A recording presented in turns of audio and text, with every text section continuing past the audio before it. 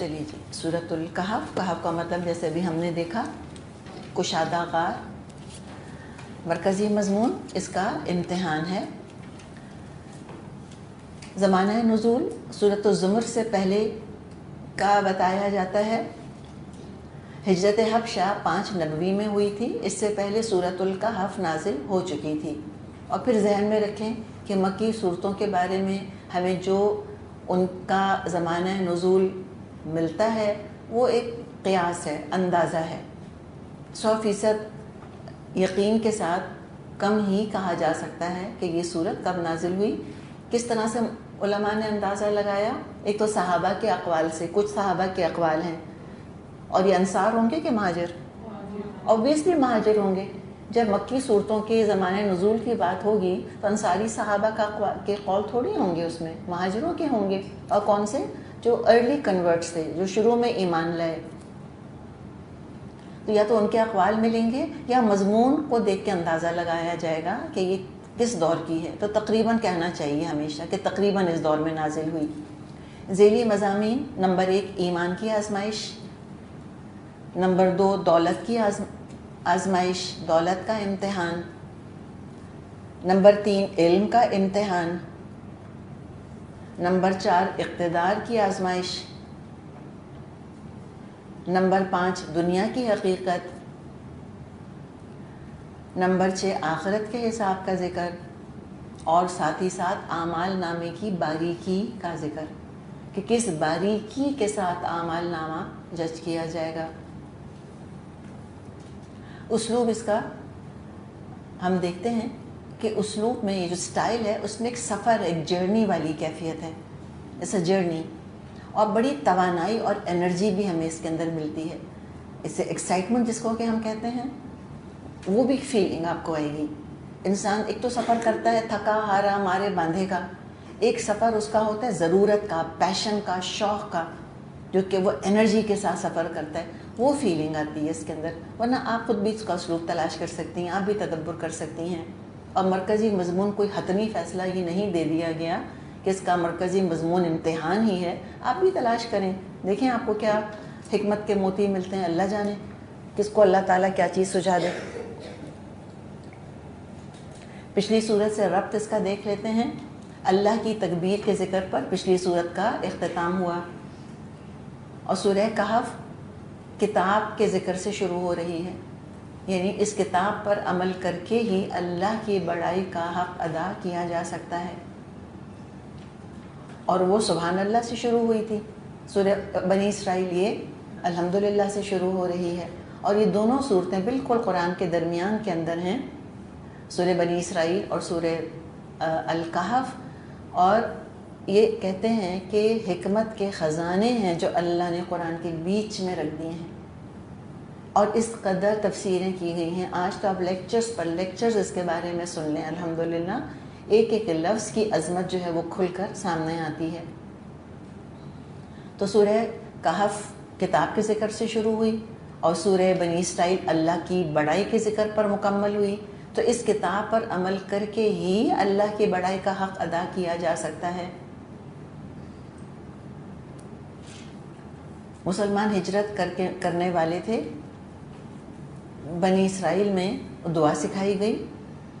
سلطانن نصیرن کا ذکر اس میں ہم نے پڑھا تھا کہ اللہ تعالیٰ مجھ کو ایک غلبہ اقتدار عطا کر. دولت، علم، اقتدار، ان کا ذکر ہمیں اس صورت میں ملے گا کہ کیا کیا سلطان ہے جو کہ اللہ تعالیٰ لوگوں کو دے سکتا ہے. کہ جب دولت مل جائے، علم مل جائے، اقتدار مل جائے تو خدا خوفی کے ساتھ معاملہ کرنا چاہیے. وہ سلطان جب مل جائے تو وہ سلطان کہیں انسان کو بے رحم اور ظالم نہ بنا دے، بلکہ اس کو اللہ کے خوف کے ساتھ ٹیمپر کر کے استعمال کرنا ہے. اس کے فضائل بھی ہم کو ملتے ہیں. آپ صلی اللہ علیہ وسلم نے فرمایا کہ جو اس صورت کی شروع کی 10 آیات حفظ کر لے گا وہ فتنہ دجال سے محفوظ ہو جائے گا. صحیح مسلم میں یہ حدیث موجود ہے جس میں کہ سورہ کہف کے فضائل آتے ہیں. تو شروع کی 10 آیات کے فضائل ہمیں ملتے ہیں اور سورت کے آخری 10 آیات کے بھی فضائل ملتے ہیں. سورت کی آخری 10 آیات کے بھی فضائل ملتے ہیں.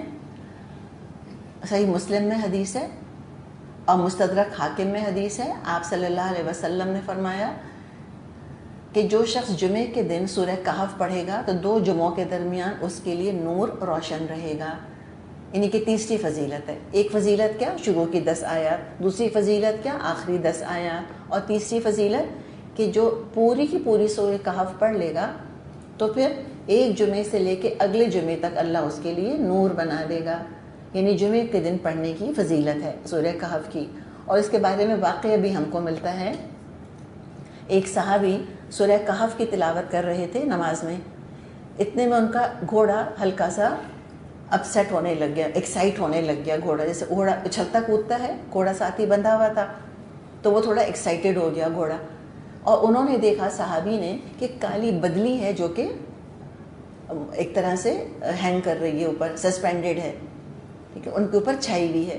تو آ کے نبی اکرم صلی اللہ علیہ وسلم کو یہ بات بتائی تو آپ صلی اللہ علیہ وسلم نے فرمایا کہ سکینت ہے جو کہ نازل ہو رہی تھی۔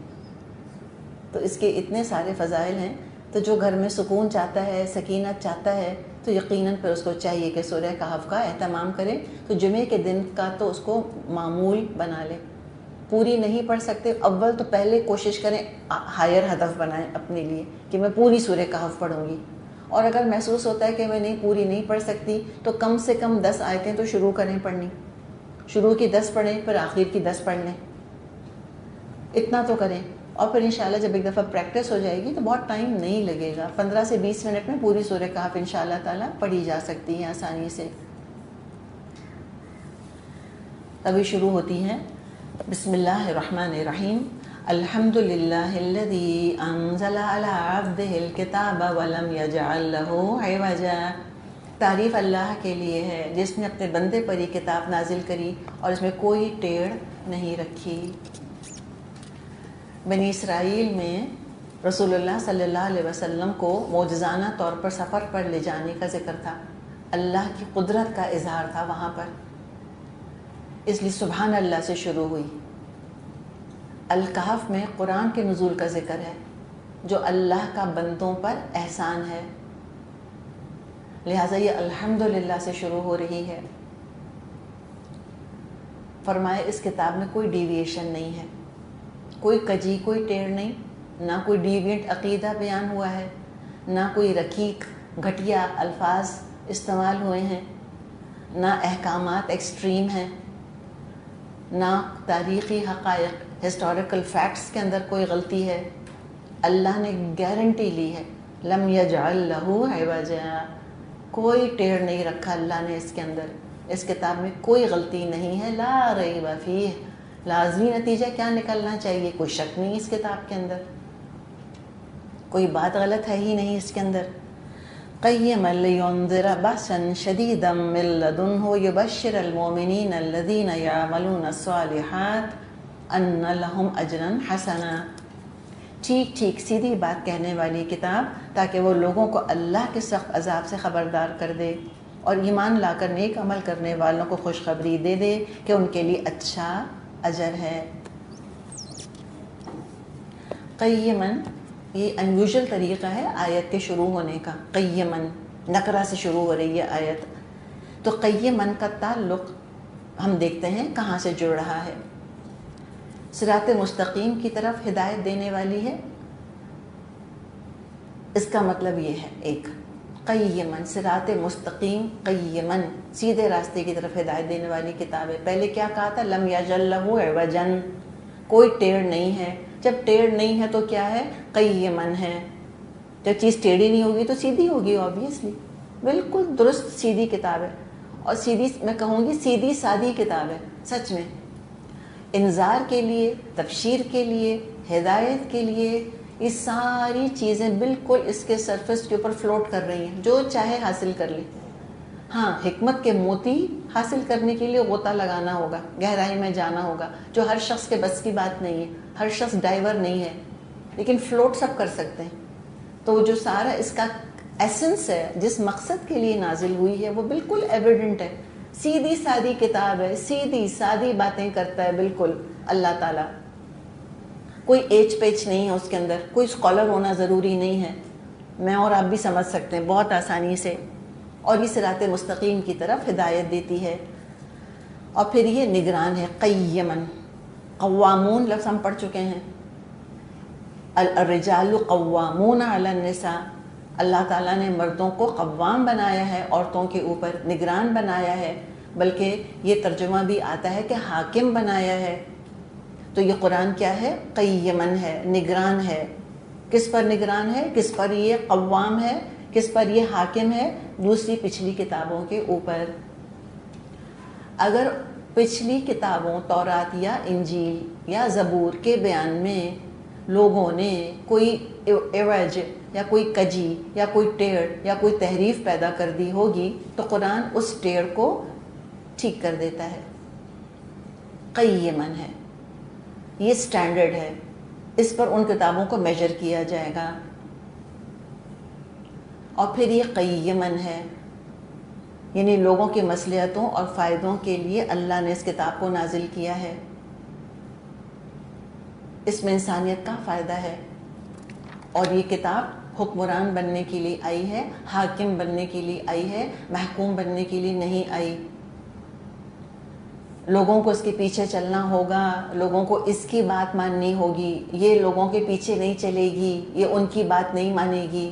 اور پھر دیکھیں سچی بات یہ ہے کہ قرآن جو ہے یہ بہت سے لوگوں کے ٹوز کے اوپر سٹیپ کرتا ہے. It does step on a lot of toes. بہت سے لوگوں کو حدوں کے اندر دھکیلتا ہے، جو حد سے نکلے ہوئے تھے نا، پیچھے کرتا ہے ان کو کہ نہیں تم حد سے بڑھ رہے ہو. تو obviously لوگ اریٹیٹ ہوتے تھے. اتنا آسان نہیں ہے قرآن پر عمل کرنا. بہت انسان کو اپنی انا کو کچلنا اور کچلنا تو لفظ اچھا نہیں ہے، اپنی انا کو کنٹرول کرنا ہوتا ہے. لوگوں کے حقوق جو ہیں وہ بہت بڑھ چکے ہوتے ہیں، جو اللہ کے حقوق کے اوپر امپنج کر رہے ہوتے ہیں، ان کو دھکیلنا پڑتا ہے تھوڑا سا پیچھے کہ جاؤ، go back to your own place, cutting people to size. تو بہرحال یہ اس میں جو قیمن ہے یہ لوگوں کو درست تو کرتی ہے، کتاب سیدھا تو کرتی ہے، ایک معیار دیتی ہے کہ تم کو اس معیار کے اوپر آ جانا ہے، آگے پیچھے نہیں ہونا تم کو اس سے. اور فرمایا کہ اس کے اندر خوشخبری ہے.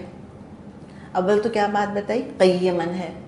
اور کیا بتایا؟ لِيُنذِرَ بَأْسًا شَدِيدًا مِّن لَّدُنْهُ. اور یہ بھی ہے کہ انذار کر دیجیے اس کتاب کے ذریعے سے، کہ تاکہ وارن کر دیں ایک شدید عذاب سے جو اللہ کی طرف سے آئے گا. کس پر آئے گا یہ نہیں بتایا، یہ اگلی آیت میں کھولا جائے گا. وَيُبَشِّرَ الْمُؤْمِنِينَ. اور مومنوں کے لیے خوشخبری ہے. کون ہے مومن؟ جو کہ یعملون الصالحات، جو اچھے عمل کرتے ہیں. کیا خوشخبری ہے؟ ان لہم اجرا حسنا، کہ ان کے لیے بہت اچھا اجر ہے. تو عمل صالح کی دو شرطیں ہیں. الاخلاص للہ تعالی، کہ اللہ کے لیے خالص کر لے انسان اپنے آپ کو، یعنی شرک کی ضد ہے. اور المتابعۃ لشریعت اللہ، المتابعۃ لشریعت اللہ، یعنی اللہ کی شریعت کے پیچھے چلیں. یہ دراصل بدعت کی ضد ہے. تو اخلاص شرک کی ضد ہے اور اتباع کرنا شریعت کا بدعت کی ضد ہے. تو وہ عمل اچھا عمل ہو جائے گا.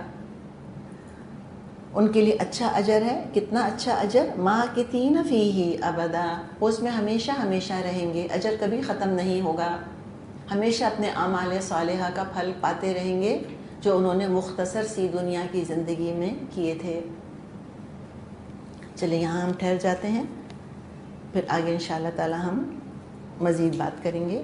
سبحانک اللہم و بحمدک، نشہد ان لا الہ الا انت، نستغفرک و نتوب الیک. السلام علیکم ورحمۃ اللہ وبرکاتہ.